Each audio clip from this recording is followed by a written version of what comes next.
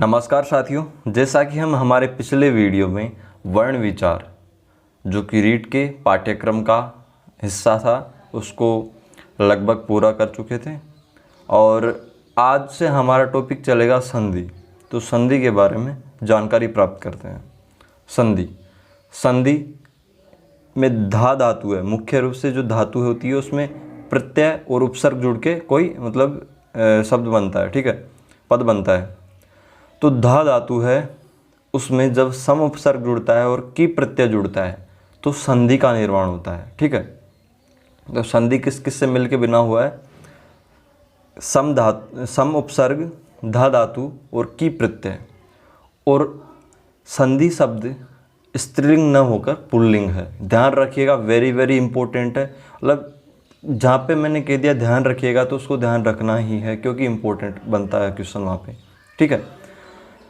और ये क्यों हुआ, पुल्लिंग शब्द क्यों हुआ? क्योंकि जो भी धातुओं के की प्रत्यय जुड़ जाता है वो पुल्लिंग ही होती है, ऐसा नियम है।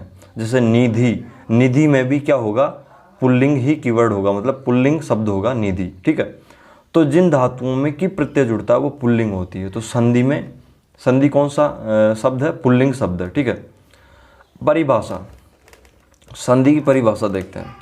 द्वयो वर्णियो परस्परम यत मेलम भवति तत् संधि कथ्यते। जब दो वर्णों का परस्पर मेल होता है, पास पास आके मेल होता है तो उसे संधि कहते हैं। इसमें शब्द नहीं मिलते, वर्ण मिलते हैं। वर्ण संधा नाम संधि। इसको मतलब वर्णों के मिलान को या मिलन को संधि कहते हैं।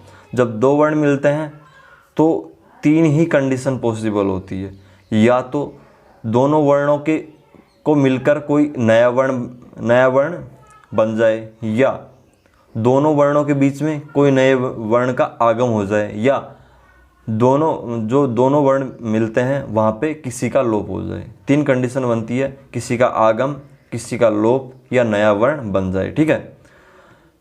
पर सन्निकर्ष संहिता मतलब सन्निकर्ष मतलब बिल्कुल निकट। दो वर्ण जब बिल्कुल निकट आते हैं तो क्या होता है? संधि होती है, ठीक है। संधि का जो अलग अलग नाम है, मेल, जोड़, और इसका विलोम होता है विग्रह या विच्छेद। संधि का विलोम क्या होता है? विग्रह या विच्छेद। इंपॉर्टेंट क्वेश्चन है, ठीक है। यास्क मुनि ने संधि को संतान या सन्निधि कहा, ठीक है। किसने? यास्क मुनि ने संधि को संतान या सन्निधि कहा। ज़्यादा इंपॉर्टेंट नहीं है लेकिन याद रखना है। पाणिनि ने संधि को संहिता कहा, ये इंपॉर्टेंट है। संहिता किसने कहा संधि को? पाणिनि ने। और यास्क मुनि ने संतान या सन्निधि कहा, ठीक है। संधि के लिए क्या क्या टर्म कंडीशन जरूरी होती है? संधि के लिए सार्थक शब्दों के बीच में संधि होती है। मतलब संधि के लिए टर्म कंडीशन है कि जब सार्थक शब्द होंगे दो, ठीक है, तभी उनके बीच संधि होगी। वैसे वर्णों के मिलान से संधि होती है, लेकिन शब्दों में ही तो वर्ण होते हैं, इसलिए जब दो शब्द मिलते हैं सार्थक तब जाके संधि होती है। और संधि की इंपॉर्टेंट दूसरी कंडीशन है कि तत्सम शब्दों के बीच ही संधि होती है, जो कि संस्कृत के शब्द होते हैं, न कि तद्भव या देशज विदेशज के बीच, ठीक है। तो दो इंपॉर्टेंट याद रखना, जो कि आपको, जैसे कि अपन सोचते हैं कि इसमें तो ये भी संधि हो रही है और वो भी हो रही है, तो उस समय उस समस्या का समाधान ये दोनों कर देंगे। मतलब सार्थक मतलब उस शब्द का एक विशेष अर्थ निकलना चाहिए और सही निकलना चाहिए, सही मायने में, ठीक है। तो उस कंडीशन में ये आपकी प्रॉब्लम को सोल्व करेंगे जब एक ही कीवर्ड में दो संधि हो रही होगी, ठीक है। संधि तो एक ही होती है लेकिन लगता है कि दो संधि हो रही है, ठीक है। संधि मुख्यतः तीन प्रकार की होती है। अच संधि, अच प्रत्याहार मतलब स्वर संधि। हल प्रत्याहार मतलब व्यंजन को हल प्रत्याहार कहते हैं, क्योंकि हल प्रत्याहार के अंदर ही व्यंजन आते हैं। तो हल संधि और विसर्ग संधि। अच संधि दो स्वरों के मध्य जब संधि होती है तो उसे अच संधि कहते हैं, ठीक है। दोनों शब्द होते हैं जो मिलते हैं, प्रथम शब्द का अंतिम वर्ण और द्वितीय शब्द का प्रथम वर्ण, दोनों स्वर होने चाहिए तब जाके ये संधि होगी। इसमें जब या तो दो व्यंजन मिल जाए या एक स्वर एक व्यंजन मिल जाए, ठीक है, और इसमें विसर्ग आ जाए तो विसर्ग संधि होगी, ठीक है। तो अच मतलब स्वर संधि के मुख्यतः 5 भेद होते हैं, ठीक है। 5 भेद होते हैं मुख्यतः, अयादि, यण, गुण, वृद्धि, दीर्घ, ठीक है। लेकिन जब ऐसे पूछ ले जाए कि पूर्व रूप और पर रूप संधि किस में आती है, तो वो भी स्वर संधि के अंदर ही आती है। लेकिन ऐसे पूछ लिया जाए कि स्वर संधि के अंदर कौन सी संधियाँ आती है, तो ये पांचों का नाम आएगा। लेकिन ध्यान रखिएगा, ऐसे पूछ लिया जाए कि पूर्वोप और पररूप किसके अंदर आती है, तो भी स्वर के अंदर आएगी। कहने का मतलब यह है कि डायरेक्टली नहीं आती। जब इनको पूछा जाता है कि पूर्वरूप पररूप किस में आती है, तो स्वर के अंदर करना होता है। लेकिन ऐसे पूछा जाए नॉर्मली कि स्वर के अंदर कौन सी संधियाँ आती है स्वर संधि के अंदर, तो ये पांचों का नाम आएगा। ठीक है, तो अयादि संधि के बारे में आज हम अध्ययन करेंगे। अयादि संधि सूत्र एचो अया, एचो अय वाई आव, ठीक है, अवग्रह चिन्ह है। ठीक है, एच प्रत्याहार के बाद जब अच स्वर, अच प्रत्याहार मतलब अच का मतलब स्वर होता है, स्वर आवे अर्थात ए ओ ऐ औ, एच का मतलब ए ओ ऐ औ हो गया। मैंने आपको माहेश्वर सूत्रों का अध्ययन करवाया था, उसमें प्रत्याहारों को बताया था। अगर आपने उसको पढ़ा होगा तो आपको ये एच और एच बिल्कुल चुटकियों का खेल लगेगा। ठीक है, तो आप देख सकते हैं उस वीडियो को भी। अर्थात ए ओ ऐ औ के बाद, एच प्रत्याहार का मतलब ए ओ ऐ औ के बाद अच मतलब कोई सा भी स्वर आए। 13 जो स्वर होते हैं संस्कृत में मुख्यतः। ठीक है, तो कोई सा भी स्वर आए तो ए का अय, ओ का अवय, ए आई का आ अय, औ का आय आव हो जाता है। ठीक है, ए का अय, ऐ का आय, ओ का अवय, औ का आव। मैंने इसलिए लिखा क्योंकि संस्कृत में ए है, इस तरीके का क्रम रहता है, ए ओ ऐ औ। ठीक है, अच कोई भी स्वर आवे, कोई भी स्वर आवे। ठीक है, तो पहचान क्या है, जब इस संधि की पहचान कैसे करेंगे, डायरेक्टली हमारे पास टाइम कम रहता है। तो शब्द के बीच में अय अवय आय आव की ध्वनि मतलब बन रही हो। ठीक है, अधिकांश से दूसरा वर्ण य व होता है, क्योंकि य और व, य और व, य और व हो रहा है। ठीक है, तो उदाहरण देखते हैं। उदाहरण से समझ में आएगी ये संधि बिल्कुल कंप्लीटली। ठीक है, तो दोस्तों उदाहरण से समझते हैं। उदाहरण में हरे प्लस ए, हरे प्लस ए, क्योंकि यहाँ पे ए आ गया। ए के बाद मैंने कहा था कोई सा भी स्वर आए, आप ऐसे में समझ लेना ए और ए आ गया तो दीर्घ संधि हो गई। नहीं, ए ई उ री में होता है वो। ए ई उ री के बाद समान स्वर ए ई उ री आ जाए तो दीर्घ संधि होती है। यहाँ पे ये नहीं लगेगा। यहाँ पे मैंने पहले ही बताया था कि एच प्रत्याहार के बाद कोई भी एच आ जाए, मतलब ए ऐ ओ औ के बाद कोई सा भी स्वर आ जाए, तो ऐ के बाद ऐ आ जाएगा तो भी क्या होगी, अयादि संधि होगी। तो मैंने कहा था कि ऐ के बाद कोई भी स्वर आए तो ऐ का आय, ए का अय हो जाता है। ठीक है, तो ये ए की मात्रा है, ऐ होता तो डबल मात्रा लगती है। ठीक है, तो ए का अय करेंगे हम, तो हर ए को अलग किया इसमें से, तो र में हलंत लग गया, क्योंकि कोई भी व्यंजन सामान्य अवस्था में स्वर के साथ होता है, जब स्वर को उससे पृथक कर दिया जाता है। र में भी ए होता है। ठीक है, तो ए को पृथक कर दिया जाता है तो हलंत वाला र बचता है। ठीक है, तो हर ए को पृथक किया तो ए आ गया सेपरेट, उसके बाद ए आ गया सेपरेट। ठीक है, तो जब ए और ए मिले तो ए का तो अय हो गया और ये ए एजिटिज आ गया यहाँ पे, तो इस तरीके से ये संधि होगी। ठीक है, हर प्लस अय प्लस ए, इनको जोड़ेंगे, है र में ए जुड़ा, र हो गया कंप्लीट वाला, है र, य में ए जुड़ा तो ये हो गया। ठीक है, तो हरिये मतलब हरि के लिए। इस तरीके से कवि, कवे प्लस ए और ए मिलके अय हो गया, तो इसी तरीके से ये जुड़ के कव्य हो गया। रुपये भी ऐसे होगा, रुपये। यहाँ पे तोड़ते टाइम हमको कैसे ध्यान रखना है, रुपये। ठीक है, तो यहाँ पे किसकी ध्वनि आ रही है, ए रुपये, रुपये ए। ठीक है, अय की ध्वनि आ रही है यहाँ पे से। ठीक है, तो अपन को क्या करना है, इसको रूप यहाँ पे अय सेपरेट लिख देना है इनके बीच में, और पै के हलंत लगाना है और अय लिख देना है। ठीक है, और ए की मात्रा को अलग लिख देना है। ठीक है, इस तरीके से टुकड़े करने हैं। यहाँ से समझते हैं रुपये प्लस ए और ए मिलके अय हो गया, ये वाला ए तो अय हो गया, ये वाला ए एजिटिज आ गया, तो रुपये, पै में हलंत लग गया, पै और ए मिलके कंप्लीट पै, और य में ए जुड़ेगा तो रुपये बन जाएगा। इस तरीके से जे प्लस ए, ये इंपॉर्टेंट है, जय वेरी वेरी इंपॉर्टेंट एग्जाम्पल है। जय में पता नहीं चलता, अय की ध्वनि आ रही है तो अय लिख देना है एज इट इज अय। ठीक है, यहाँ पे सॉरी मिस्टेक हो गई, यहाँ पे ए आएगा। ठीक है, यहाँ पे ए आएगा, तो जे प्लस ए, तो ए का तो हो जाएगा अय और ए सेपरेट रह जाएगा, जय अय ए, तो ज में ए जुड़ा तो कंप्लीट ज, उसके बाद में य में ए जुड़ा तो कंप्लीट य, ज ये हो जाएगा। ठीक है। ने प्लस अनम, इसमें भी ऐसे होगा, ने ए का अय हो जाएगा, न बच गया, फिर अनम जुड़ गया, न फिर य नम नयनम। ठीक है। इस तरीके से हरे प्लस ए ही, है र हो जाएगा, उसके बाद में ए का अय हो जाएगा, उसके बाद में ए ही, तो है र। कुछ नहीं करना आपको, इस तरीके से टुकड़े करके करते जाना है, भले कैसा भी वर्ड बने आपकी संधि 100% सही होगी। य में ए जोड़ा तो ये ही, इस तरीके से है रे ई है र, ए को अलग, एक ए का अय हो गया यहाँ पे। ठीक है। र हलंत में हो गया, उसके बाद ई है जुड़ गया। ठीक है। र और ए मिलके कंप्लीट र हो गया, फिर ई में य में क्या जुड़ा, ई जुड़ा तो ई है हो गया, हर ई है। ठीक है। अब यहाँ पे आ गए ओ वाले उदाहरण, ओ का अव होगा। ठीक है। तो ओ में जब पो प्लस इत्र, ओ का अव हो गया, पै सेपरेट बच गया क्योंकि ओ हट गया, अपन को हटा ही लेना है ओ को, क्योंकि ओ तो काम में आ रहा है ना, तो पै में से पो में से ओ को हटाएंगे तो हलंत वाला प बचेगा, तो ओ का अव हो गया, इत्र एजिटिज आ गया, पै प्लस ए पै। ठीक है। वह और ई मिलके वी, पवित्र। ठीक है। इस तरीके से रव प्लस अन, औ का आव होता है तो औ को हटा लेना है, आधा र बचेगा तो औ का आव हो गया। ठीक है। ये आव व में हलंत होता है। ठीक है। तो पीछे का अन मिलके व को कंप्लीट करेगा पीछे वाला अ मिलके, और र को कंप्लीट करेगा ये आ मिलके, तो र प्लस आ रा, फिर व प्लस ए व, उसके बाद में ण।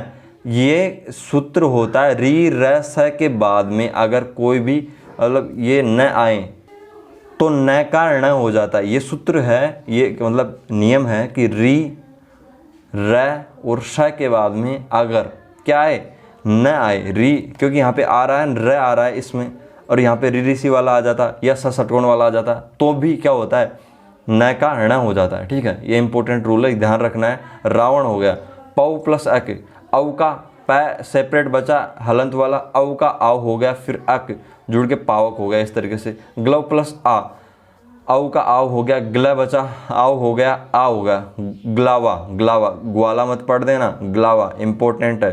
ठीक है। सभी के सभी मतलब कन्फ्यूजन में ग्वाला पढ़ देते हैं इसको। ठीक है। द्वौ प्लस एतौ, द्व बचा हलंत वाला, औ का आव हो गया एतौ, तो द्वा।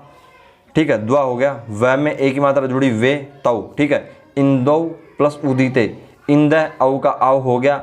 ठीक है। फिर उदिते यहाँ पे बच गया सेपरेट एज इट इज। ठीक है।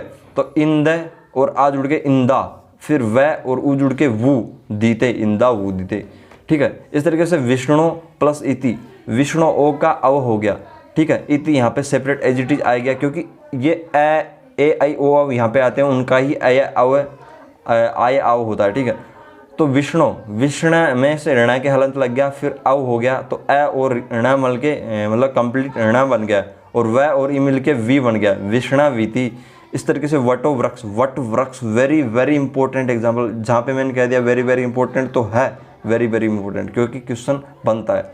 वटो वृक्ष है, वटो रिक्स होगा, इसका कैसे होगा, ओ का अव हो गया। ठीक है। री यहाँ पे री ऋषि वाला और क्षत्रि वाला। ठीक है। ये आ गया। ठीक है। तो ओ का अव हो गया, एज इट इज इसको उतारना ही है, तो ट और अ मिलके व ट हो गया। ठीक है। व और री मिलके व्री हो गया, व्री इंपॉर्टेंट है, वेरी वेरी ध्यान रखना है। वट वृक्ष, गुरो प्लस ए, ओ का अव हो गया और ए एज इट इज सेपरेट बच गया, तो गु र में हलंत लग गया, उसके बाद ओ का अव हो गया और ए यहाँ पे सेपरेट बच गया। र और अ मिलके क्या हो जाएगा, गु, फिर र कंप्लीट र हो जाएगा, व में एक ही मात्रा जुड़ी तो वे हो जाएगा, गुरवे। ठीक है।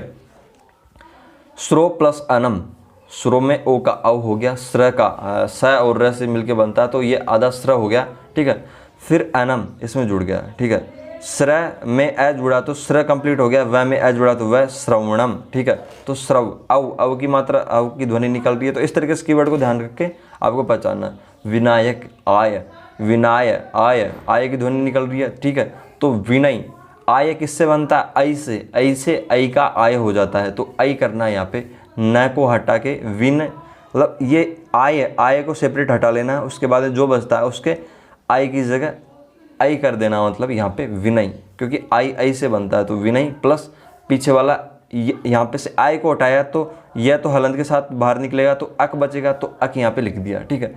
तो विनय, विनय आई का आय हो जाता है, तो विनय यहाँ पे बचा आय हो गया और अक हो गया, तो न और आ मतलब ये कुल मिला के विनायक बन जाएगा। इस तरीके से गई प्लस अंति, ये वेरी वेरी इंपॉर्टेंट एग्जांपल है, गई प्लस अंति, ठीक है। तो गई का आय हो गया, आई का आय हो गया, गय सेपरेट हो गया, आय फिर अंति, ठीक है। इस तरीके से गायंती बन गया। नोट वेरी वेरी इंपॉर्टेंट है, ध्यान रखना है।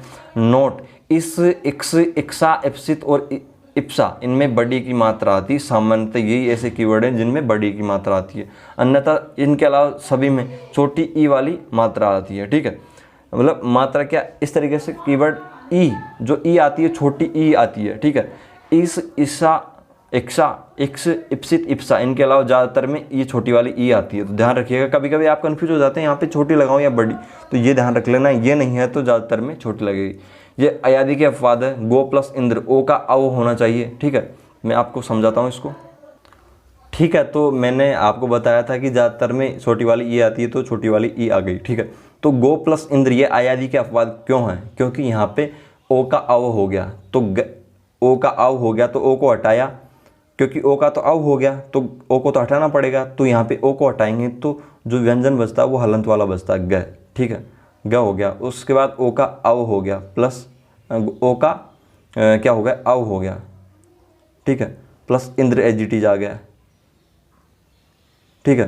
क्योंकि ए आई ओ औ के बाद मतलब कोई सा भी अच आ जाए, मतलब कोई सा भी स्वर आ गया, स्वर आ गया यहाँ पे, ठीक है। तो गौ, ग हलंत वाला बच गया, औ हो गया, व में यहाँ पे हलंत लगेगा, ठीक है, प्लस इंद्र हो गया, ठीक है। तो क्या बनना चाहिए, ग और अ मिलके ग, व और ई मिलके वी, ठीक है। छोटी वाली ई की मात्रा लगा दी, उसके बाद में इंद्र, ठीक है। और इस तरीके से ये गो प्लस अक्स, ओ का अव हो गया, ग ये बचा, फिर अव, ठीक है।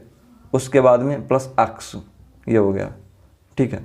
तो ये क्या हो जाना चाहिए था, ग और अ मिलके ग, व और अ मिलके व, और क्ष एजिटीज गवक्स हो जाना चाहिए था। लेकिन क्या है, ये दोनों ही नहीं बनते।